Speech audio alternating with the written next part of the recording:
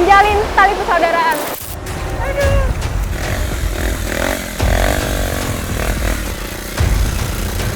Jaraknya mungkin tidak terlalu jauh dari desa.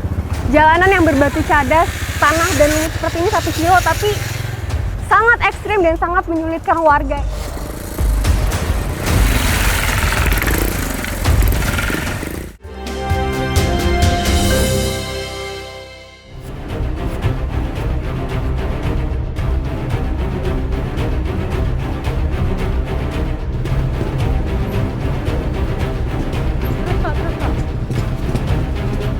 Jarak dari Desa Cimahpar menuju Kampung Bolenglang di Kabupaten Sukabumi sebenarnya tidak terlalu jauh, sekitar 3 km saja.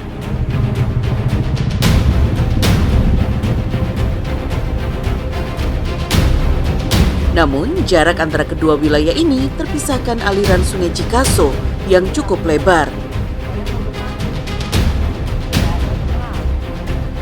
Pilihan transportasi menuju Kampung Bolenglang memang terbatas. Yang terdekat dari Desa Cimahpar harus dengan menyeberangi Sungai Cikaso. Ibu, mau nyebrang, Bu?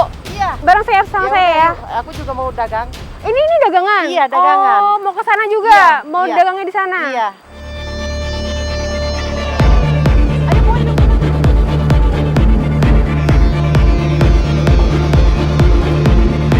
Awalnya, kapasitas rakit cukup besar, bisa mengangkut beban hingga 2 ton.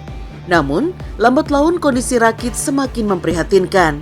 Tidak lagi bisa membawa beban yang terlalu berat. Nah, di sini di tempat saya berdiri, ini kedalamannya hampir 6 meter. Di sana ada batu-batuan besar, itu merupakan petanda apakah rakit ini aman atau tidak untuk menyeberang. Untuk menyeberang, warga membayar secara sukarela, antara Rp2.000 sampai Rp5.000 sekali jalan. Pak, berarti ini khusus untuk penyeberangan orang atau motor bisa masuk sini juga? Ini sebenarnya posisi rakit sekarang jadi sedang kurang normal. Kalau sedang normal, motor bisa 3 bersama penumpangnya. Operasional rakit di musim hujan dibatasi. Bahkan jika aliran Sungai Cikaso sedang meluap, rakit untuk sementara tidak digunakan. Dan tidak seberapa lama, kami sudah sampai di seberang, di wilayah Kampung Bolenglang. Dari lokasi penyeberangan, perjalanan menuju Kampung Bolenglang berlanjut menggunakan ojek bertarif Rp80.000.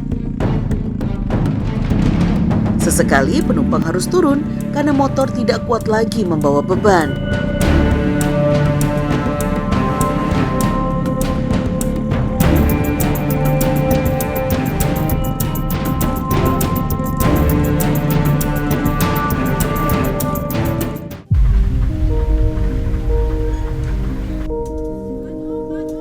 Perjalanan seberat ini sudah Ipah lakukan sejak lama, demi mencari rezeki dengan berjualan baju ke kampung-kampung. Baju yang Ipah jual dibelinya dari Pasar Surade yang berjarak 20 km dari Desa Cimahpar.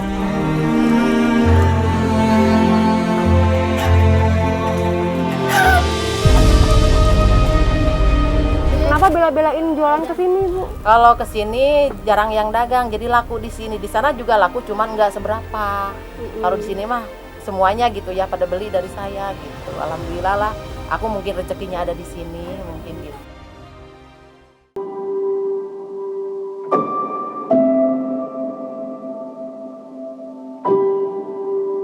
Kampung Bolenglang hanya kampung kecil.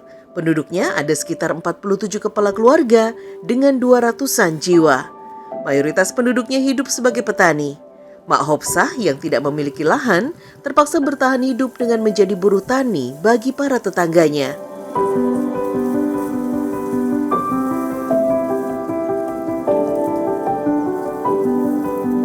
Lahan pertanian Kampung Bolenglang posisinya ada di perbukitan. Padi ditanam dengan sistem tanda hujan. Sistem ini mengandalkan pengairan untuk sawah sepenuhnya dari air hujan. Alhasil, hanya bisa 1 kali panen saja dalam 1 tahun. Jenis padi yang ditanam di sawah tada hujan tidak memerlukan perawatan khusus. Uniknya, tidak ada hama yang mengganggu. Hasil panennya pun jelas lebih sehat, aman dari zat-zat kimia.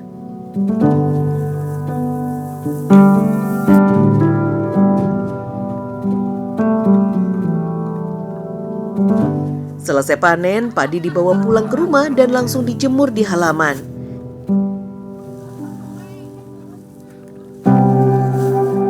Jika sudah kering, barulah bisa diolah menjadi beras.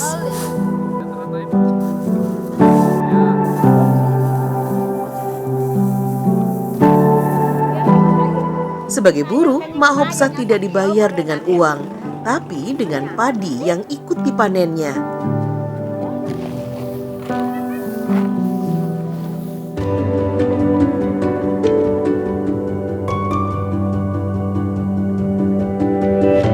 Selepas panen, saya menemani Mak Hopsah mencari iwung atau bambu muda untuk dimasak. Rumpun bambu banyak tumbuh di seberang sungai. Mau tidak mau, kami harus menyeberangi sungai.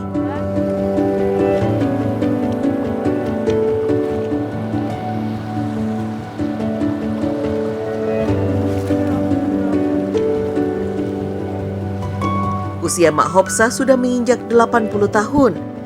Kekuatan fisiknya sudah terbatas. Untuk menyambung hidup, ia bekerja sebagai buruh tani. Mak Hopsah hidup sendirian setelah suaminya wafat, sementara 3 anaknya telah berkeluarga dan hidup masing-masing. Mak Hopsah tetap bertahan dan tidak pernah mengeluhkan nasibnya.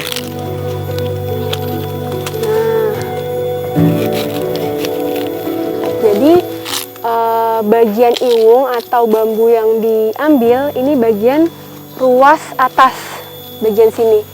Nih, karena teksturnya itu lebih empuk atau lebih lunak dibandingkan ruas bagian bawah. Biasanya sebelum dikonsumsi ini direbus dulu supaya lebih empuk. Terus nanti dicocol sambal, enak ya Mak ya? Enak.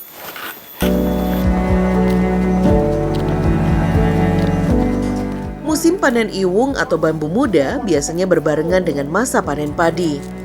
Mak Hopsah tentu saja sangat menanti-nantikannya.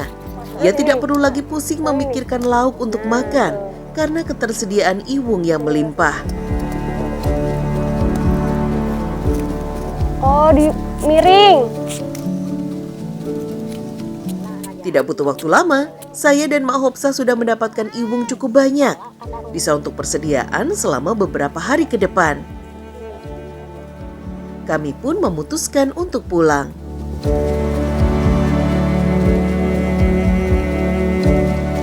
Di rumah sederhana yang tidak terlalu besar, Mak Hopsah menjalani masa tuanya. Ini Bu, rumahnya Bu. Sejak kecil hingga usia senja, pahit getirnya kehidupan, Mak Hopsah jalani dengan penuh kesabaran. Mak Hopsah sebenarnya merasa kesepian. Tidak ada lagi yang bisa dijadikan teman untuk berbagi cerita.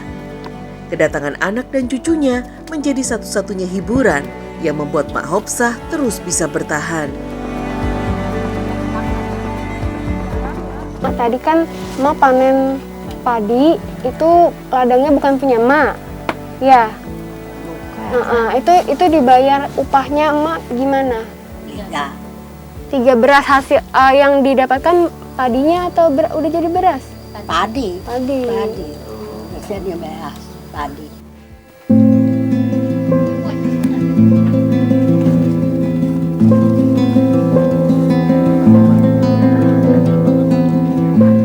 Meski dengan lauk seadanya, Mak Hopsah terlihat menikmati makanannya.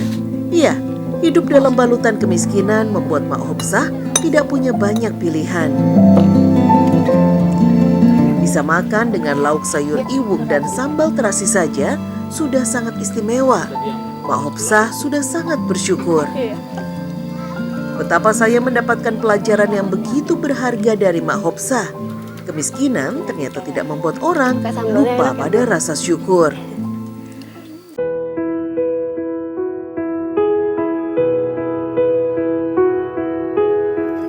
Mayoritas warga kampung Bolenglang hidup sebagai petani dan pembuat gula merah.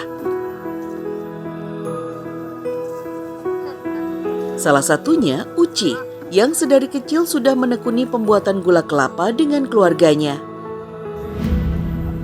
Setiap pagi Uci pergi ke kebun untuk mengambil nira kelapa. Ia bisa memanjat sampai dengan 60 pohon kelapa setiap harinya.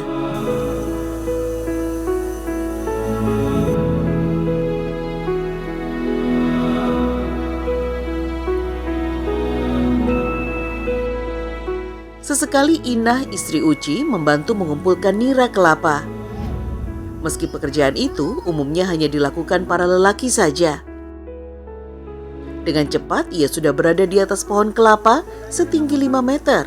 Padahal pohonnya cukup licin karena baru tersiram hujan.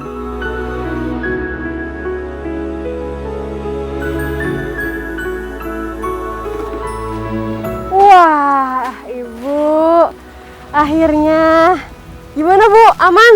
Alhamdulillah. Ibu yang naik, saya yang deg-degan loh, Bu. Dari tadi saya ngeliatnya, ya ampun, tinggi juga. Tidak mau kalah dengan Inah, saya lalu coba memanjat. Ternyata tidak semudah yang saya kira. Baru setengah perjalanan, saya memutuskan untuk menyerah.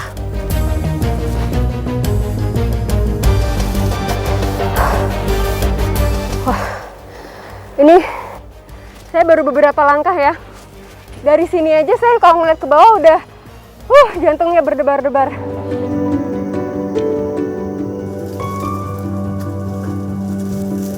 Nira kelapa yang telah dikumpulkan lalu dimasak dalam kuali. Satu kuali ini bisa menampung 10 liter air nira. Dan setelah dimasak selama hampir 7 jam akan menghasilkan kurang lebih 12 kg gula kelapa.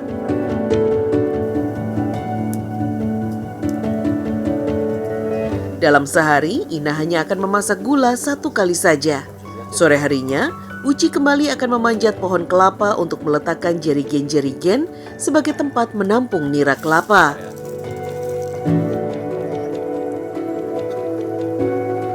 Selagi menunggu gula matang, Inah mengajak saya keluar, menemui anak-anaknya. Ada Sariah, 13 tahun, dan Saifuddin, 4 tahun. Keduanya sudah terbiasa ikut bekerja di kebun. Apalagi kegiatan belajar mengajar di sekolah Sariah belum kembali efektif karena pandemi COVID-19. Bu, tadi kan saya lihat Ibu manjat tuh ke pohon kelapa tinggi. Kok bisa sih, Bu? Bisa. Nggak takut? Sejak kapan Ibu belajarnya? Sejak punya anak 1.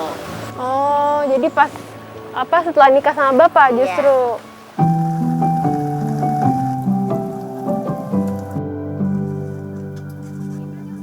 Tempat produksi gula sudah seperti rumah kedua bagi keluarga Inah. Disinilah mereka menggantungkan nasib keluarga selama puluhan tahun. Nah, proses pengadukan gula kelapa ini dimaksudkan untuk mempercepat dan mempermudah proses pendinginan. Proses membuat gula kelapa sebenarnya mudah, hanya saja membutuhkan waktu yang lama. Saat mengaduk gula yang mulai mengental, membutuhkan tenaga ekstra yang cukup melelahkan.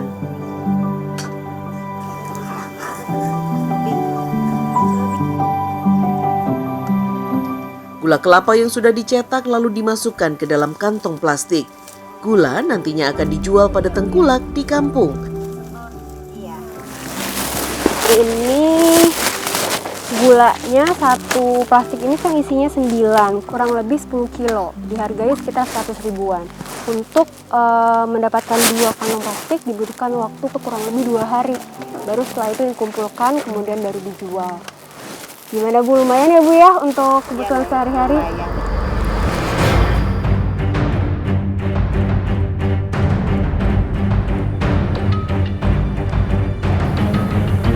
Hari ini, saya bersama Inah dan keluarganya akan pergi ke desa Cimahpar untuk menjenguk orang tua Inah. Rute yang dipilih agak berbeda, tidak lagi menyeberangi Rakit karena Sungai Cikaso airnya begitu deras selepas hujan. Kami memilih untuk melewati jalan alternatif, yaitu Jembatan Kaleang.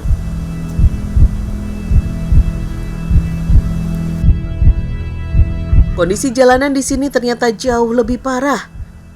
kami terpaksa harus menuruni tebing batu yang licin dan terjal.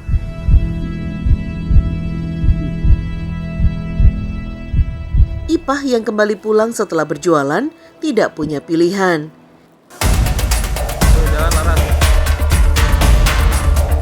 Tak ada satupun pegangan atau batas yang bisa kami andalkan saat menuruni tebing.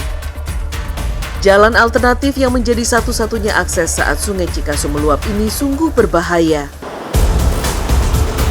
Ibu, kayak saya merosot, Bu. Tunggu. Nangkurap, aku bilang nangkurap, lebih enak nangkurap, Bu.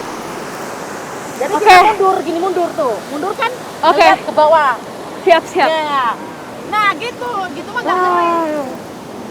Coba mundur, lihat ke bawah. Ya, gitu. Lihat, kalau sudah menanti kita.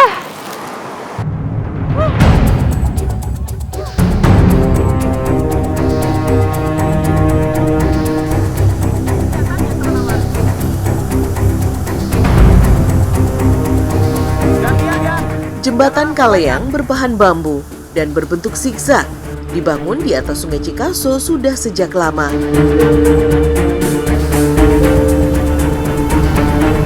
Jembatan Kaleang tidak terlalu besar, kami harus menyeberanginya satu persatu.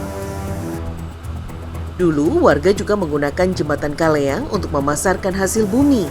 Namun karena banyak warga yang terjatuh ke sungai saat membawa hasil bumi, akhirnya jembatan ini hanya digunakan untuk menyeberang saja, tidak untuk membawa barang-barang berat demi alasan keamanan. Meski terpisahkan Sungai Cikaso, ikatan kehidupan warga Kampung Bolenglang dan juga Desa Cimahpar tidak bisa dipisahkan. Jalan-jalan alternatif seperti ini, meski berbahaya, tetap mereka tempuh demi memenuhi kebutuhan keluarga dan juga tali persaudaraan.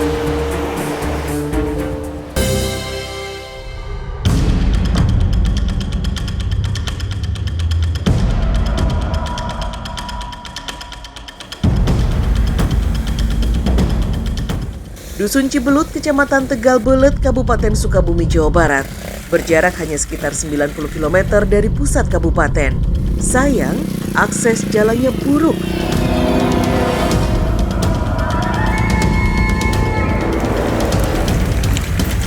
Ini jaraknya nggak seberapa ya, tapi Jarak perjalanan kami hanya sekitar 8 km saja. Tapi rusaknya jalan membuat waktu tempuh menjadi lebih lama, terutama saat hujan turun.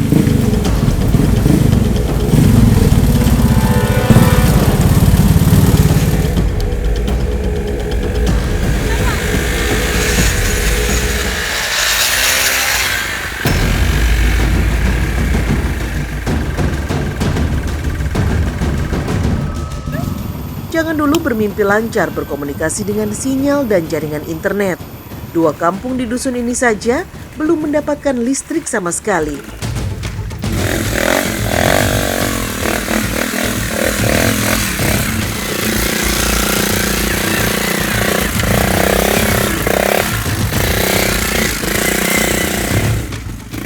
Tiga kali dalam seminggu, Haposan pulang pergi untuk membeli barang dagangan ke desa terdekat.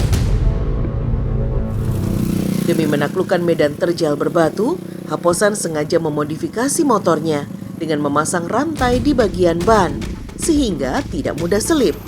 Warga menyebutnya motor engkrek. Perjalanan yang berat harus Haposan lakukan hampir setiap hari. Bang, ini kenapa motornya? Ini teh, benerin rantainya teh. Oh, benerin Ya rantainya. kendor, soalnya ada yang di bawah apa sebelah bawah itu jalannya ekstrim lebih dari sini. Oh, lebih dari sini? Iya. Di tengah hujan yang mengguyur, motor andalan ini kembali ditantang menaklukkan sungai.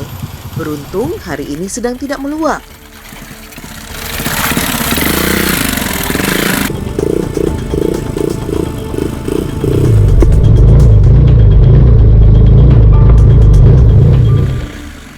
Bila air sedang tinggi, bisa mencapai dada orang dewasa dan para pemotor harus menunggu air surut untuk membuat rakit kayu untuk menyeberang.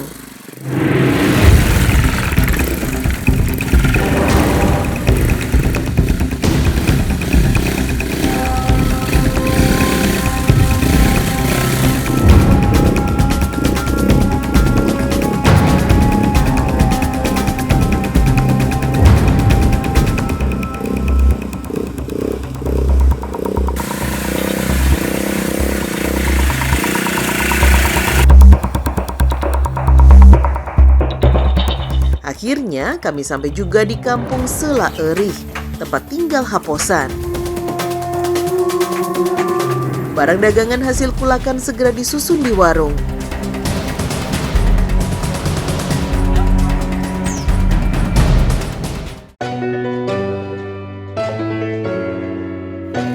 Dari 210 kakak Dusun Cibelut, rata-rata masing-masing berhak mengelola lahan seluas 0,5 hektar. Hampir setengah dari luasan hutan ditumbuhi pohon jati berkualitas tinggi.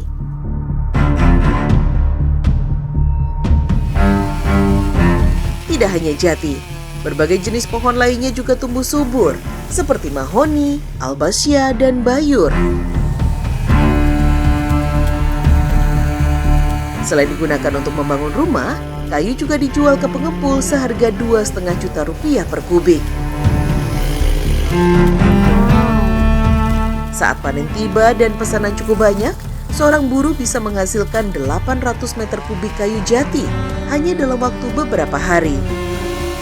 Setelah ditebang, pohon jati dipotong untuk diambil bagian dalamnya dengan ukuran panjang 1 hingga 1,5 meter. Kayu lalu dipanggul menuju tepian Sungai Cicurug.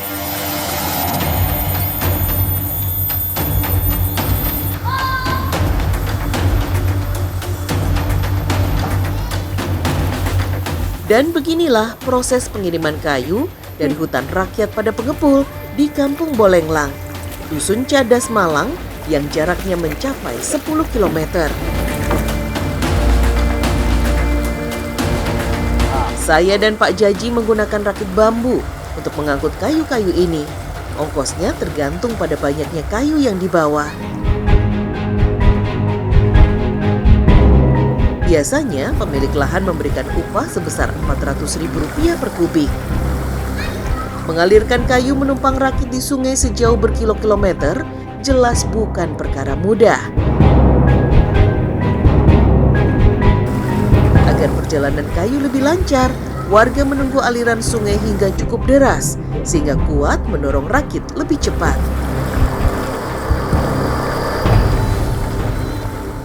Kalau bawa kayu ini kadang sampai 1 hari.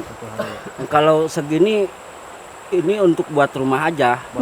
Ya kalau pesanan itu banyak lagi. Terlihat sudah potensi alam dari hutan rakyat Dusun Cibelut sangat besar. Permintaan dari kota tidak pernah berhenti. Tapi sayang, warga tetap saja harus berhadapan dengan buruknya akses transportasi.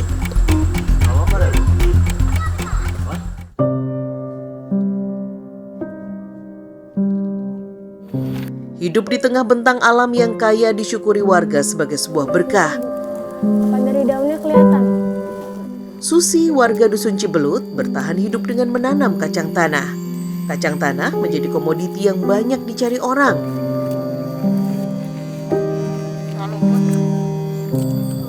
Dalam kondisi kering, per kilo kacang dihargai hingga Rp10.000. Nah, kacang ini menjadi salah satu pilihan warga untuk menambah penghasilan selain mengandalkan hasil tani dan juga gula merah. 1 kali panen paling tidak 1 kuintal, ya Teh ya? Paling banyak berapa tuh? Bisa mungkin 1 ton ya. 1 ton 1 kali panen ya? Ya tergantung luas ininya tanamnya.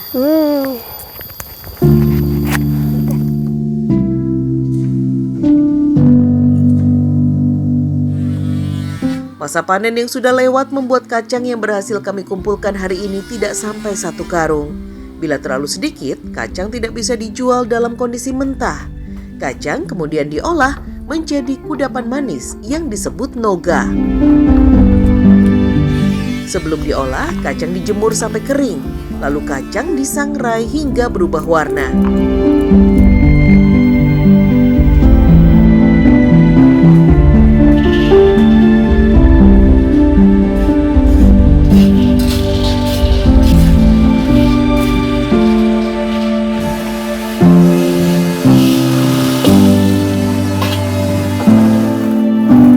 Baru setelah itu, kacang dipisahkan dari kulitnya.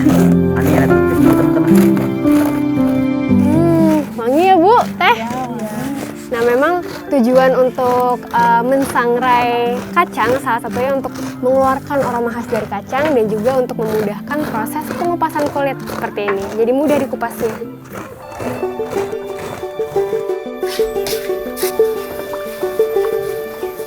Proses selanjutnya, gula aren dipanaskan hingga cair dan segera kacang sangrai dimasukkan dan diaduk rata.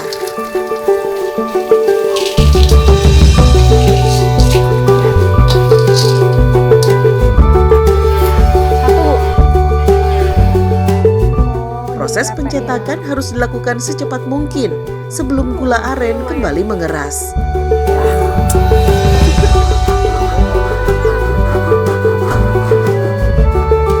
Tidak hanya dinikmati sendiri sebagai camilan favorit keluarga, noga juga bisa dijual dan menjadi sumber pemasukan bagi keluarga.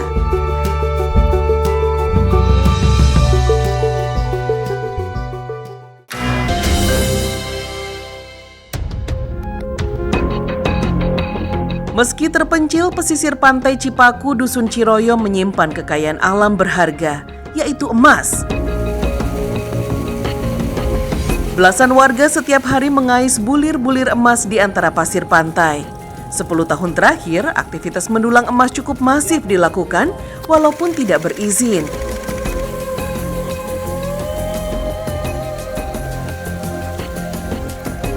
Pak Wahyu misalnya, yang telah 10 tahun lebih menambang emas. Di awal penambangan, ia bisa mendapatkan hingga 3 gram emas sehari. Tapi kini, menemukan setengah gram saja sulitnya bukan main.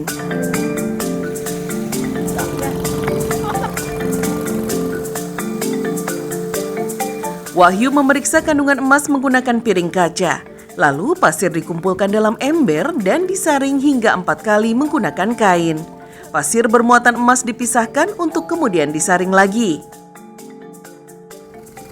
Nah, kali ini menggunakan air raksa, bahan kimia pelarut untuk memisahkan emas dari bebatuan lainnya.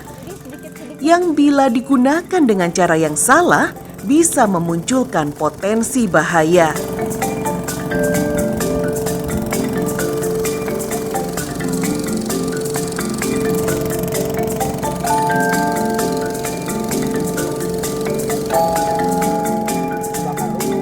Nah, berbeda dengan mencari emas di sungai, mencari emas di sini kualitasnya relatif lebih baik dibanding yang di sungai. Bisa mencapai 85% kadarnya. Setelah ini dibakar dulu ya Pak ya? Baru kelihatan emasnya.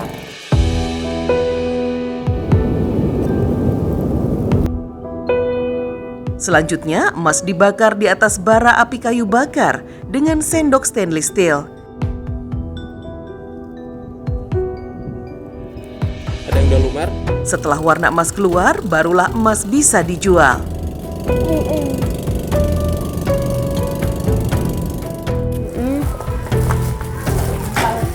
Hari ini, Wahyu mendapatkan setengah gram emas saja yang dihargai Rp270.000. Makannya, Mang. Iya. Bona. Terima kasih Bu. Warga Dusun Ciroyo menjadi bukti tidak ada alasan untuk tidak memperjuangkan kehidupan. Keadaan boleh saja terpencil dan terisolir, tapi segala upaya untuk hidup mandiri terus dilakukan di tengah keterbatasan.